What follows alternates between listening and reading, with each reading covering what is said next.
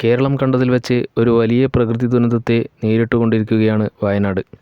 നാടിനെ നടുക്കി ചുരൽമലയിലുണ്ടായ ഉരുൾപൊട്ടലിൽ മരണം 200 കടന്നു.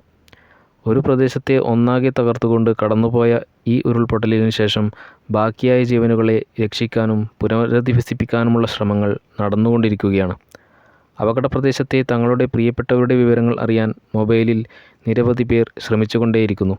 ഇത്രയും വലിയ അപകടം നടന്ന ഈ ഘട്ടത്തിൽ ദുരന്തപ്രദേശത്തെ രക്ഷകനായി മാറുകയാണ് പൊതുമേഖലാ സ്ഥാപനമായ BSNL.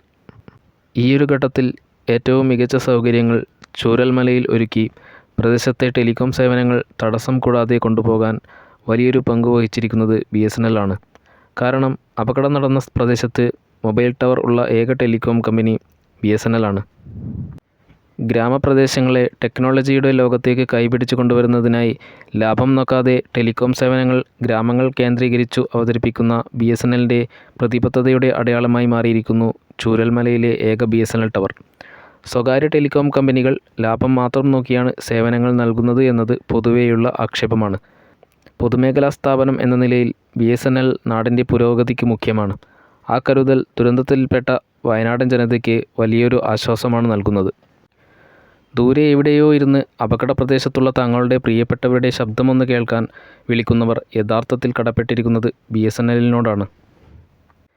വയനാട് ദുരന്തത്തിൻ്റെ പശ്ചാത്തലത്തിൽ വൻ സജ്ജീകരണങ്ങളാണ് BSNL ജീവനക്കാരുടെ നേതൃത്വത്തിൽ മണിക്കൂറുകൾക്കകം ചൂരൽമലയിലും മേപ്പാടിയിലും നടത്തിയത്. ചൂരൽമലയിലെ ടവറിന് അടിയന്തിരമായി ജനറേറ്റർ വൈദ്യുതി സൗകര്യം ഒരുക്കുകയും മുടക്കം കൂടാതെ മൊബൈൽ സിഗ്നൽ ലഭ്യമാക്കുകയും ചെയ്തു.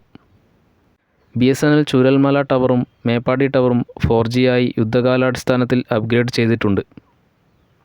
സാധാരണ 4G സ്പെക്ട്രത്തിനൊപ്പം കൂടുതൽ ദൂരപരിധിയിൽ സേവനം ലഭിക്കാൻ 700 MHz ഫ്രീക്വൻസി തരംഗങ്ങളും ഇവിടെ ലഭ്യമാക്കിയിട്ടുണ്ട്. രക്ഷാപ്രവർത്തനങ്ങളിൽ ആശയവിനിമയത്തിൻ്റെ പ്രാധാന്യം വളരെ വലുതാണ്. ദുരന്തമുണ്ടായ പ്രദേശത്തെ പേമാരിക്കും ഉരുൾപൊട്ടലും വൈദ്യുതി തടസ്സങ്ങളും അടക്കമുള്ള പ്രതിസന്ധികൾ നേരിട്ടും അവിടെ തടസ്സമില്ലാത്ത സേവനം നൽകാൻ BSNLന് സാധിച്ചു.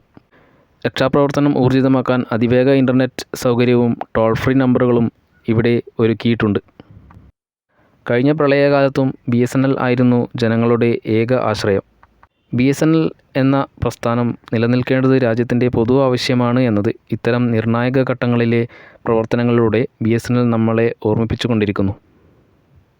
സ്വകാര്യ ടെലികോം കമ്പനികളുടെ നിരക്കുവർധന നിലവിൽ വന്നതോടെ BSNLൻ്റെ പ്രാധാന്യം കുറച്ചധികം പേർ തിരിച്ചറിഞ്ഞു തുടങ്ങിയിട്ടുണ്ട്. ഇപ്പോൾ ഇന്ത്യ ഒട്ടാകെ BSNL 4G സർവീസ് വ്യാപിപ്പിക്കുന്ന പ്രവർത്തനങ്ങൾ നടന്നുകൊണ്ടിരിക്കുകയാണ്.